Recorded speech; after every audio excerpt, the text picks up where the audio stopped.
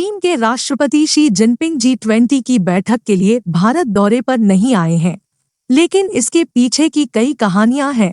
दरअसल G20 presidency मिलने के बाद से भारत लगातार अग्रणी भूमिका में रहा है और वह दुनिया के तमाम देशों से कनेक्ट करने की पूरी कोशिश कर रहा है। इसके अलावा भारत ग्लोबल साउथ का कॉन्सेप्ट लेकर आया है, जिससे चीन खासा परेशान है कि उसके आधिपत्य को एक तरीके से भारत चुनौती दे रहा है और इसके शुरुआती लक्षण लगातार भारत को देखने को मिल रहे थे कि किस तरीके से चीन लगातार भारत के रास्ते में रोड़ा अटकाने की कोशिश कर रहा है। G20 के पिछले कुछ महीनों में हुई बैठकों को देखें तो चीन का रवैया बहुत अजीब रहा है। जिन मुद्दों पर सभी की सहमति जरूरी है, उससे जुड़े प्रस्ताव पर चीन लगातार विरोध कर रहा है।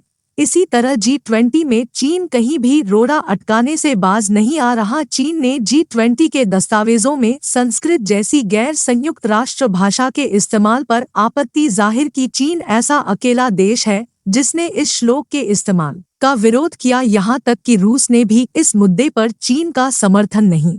जबकि पीएम मोदी तक वसुधैव कुटुंबकम का मतलब दुनिया को समझा। पीएम का कहना था कि भारत विश्व को परिवार मानता है। 23 अगस्त को चंद्रयान 3 की दक्षिण ध्रुव पर सॉफ्ट लैंडिंग और फिर आदित्य L1 की लॉन्चिंग ने भारत को एक प्रमुख अंतरिक्ष शक्ति के रूप में भी स्थापित किया। इसके अलावा भारत ने चीन से दुनिया के ग्रोथ इंजन का तमगा छीना है। जहां भारत की GDP 7-8% की दर से बढ़ रही है, तो चीन की अर्थव्यवस्था अपने सबसे बड़े संकट से जूझ रही है। भारत के उदय को चीन अपने लिए खतरा मान रहा है, जो खुलकर दुनिया को याद दिला रहा है कि कोरोना के समय चीन पर भरोसा करना दुनिया को कितना महंगा पड़ा। वहीं हाल में अगर बात करें तो दक्षिण अफ्रीका के जोहान्सबर्ग में ब्रिक्स बैठक के दौरान मोदी ने जिनपिंग से मुलाकात में रिश्तों को लेकर खरी की थी। पीएम मोदी ने जिनपिंग को साफ कहा था कि दोनों देशों के बीच सीमा विवाद को बिना किसी देरी के सिर्फ बातचीत के जरिए ही हल किया जाए। वहीं चीन को लग रहा था कि वो इस मुद्दे को पीछे करने में कामयाब होगा, लेकिन जब ऐसा नहीं हुआ तो उसने ब्रिक्स सम्मेलन के बाद अरुणाचल और पूर्वी लद्दाख के कुछ हिस्सों को अपने नक्शे में दिखा दिया।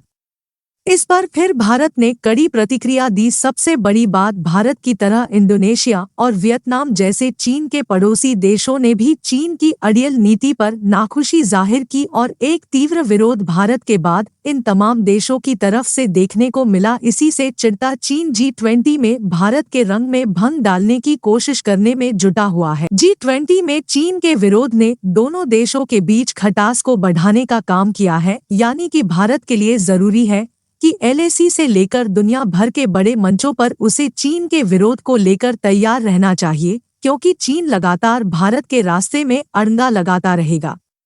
अब जरूरत है कि जिस भाषा में चीन समझ रहा है, भारत भी उसी भाषा में चीन से बात करे और उसे उसी तरह का जवाब दे।